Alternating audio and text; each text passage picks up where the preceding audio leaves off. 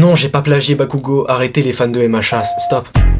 Salut, moi c'est Pipoun, j'ai 17 ans et je fais ma première BD. Le personnage principal, c'est un gamin qui a une tête de bombe qui s'appelle Nitro, et quand il ressent une émotion trop forte, il explose, tout simplement, que ce soit de la joie, de la colère, de la tristesse. Il est clairement hypersensible. Vu le plaisir que j'ai à faire une planche ces derniers temps, je suis à 1 ou 2 planches par jour, avec les cours évidemment. Mais en général, je suis à 1 planche par jour, voire 1 planche tous les 2 jours. Oui, du coup je suis en terminale, j'aime pas du tout le lycée, je vais pas vous mentir, et d'ailleurs je le dépeins un petit peu dans mon kid. En fait, j'aime pas du tout le système scolaire aujourd'hui, je trouve qu'il est très oppressant. Comment ça, elle est moche ma casquette? Tu veux te battre, c'est ça? Tu veux te battre? Pourquoi faire ma première BD à 17 ans? La BD c'est vraiment ma passion plus que tout au monde. J'en fais depuis que je suis tout petit et je sais que c'est ça que je veux faire. Donc si je peux rentrer dedans le plus tôt possible, bah ce sera mieux en fait. Mon top 3 bande dessinée.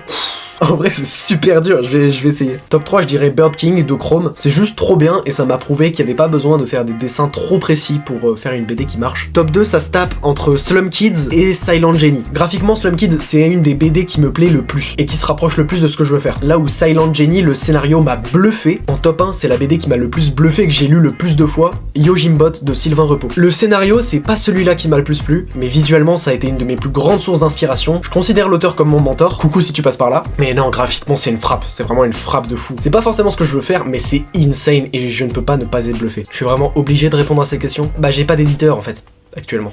C'est pas grave.